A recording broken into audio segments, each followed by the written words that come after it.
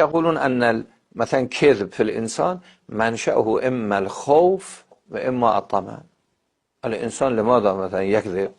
نستجير بالله. إقبال الإنسان على الكذب لأنه يحاول باصطلاح إما الفرار من شيء مخيف، يعني يخاف يقع في عقوبة، يخاف أن الناس مثلا يتكلمون عليه، يخاف من أشياء فيكذب، أو طمعا في تحصيل الأموال يكذب.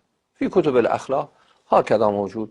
المبدأ للصدق مثلا للكذب عبارة عن الخوف أو الطمع، باصطلاح ترغيب و تشویق.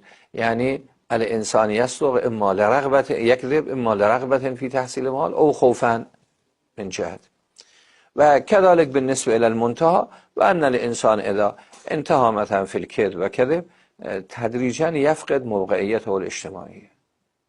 الناس ينظرون إليه أنه موجود غير قابل للاعتماد عليه، له شخصية اجتماعية، له شخصية علمية، له شخصية فكرية، له شخصية سياسية.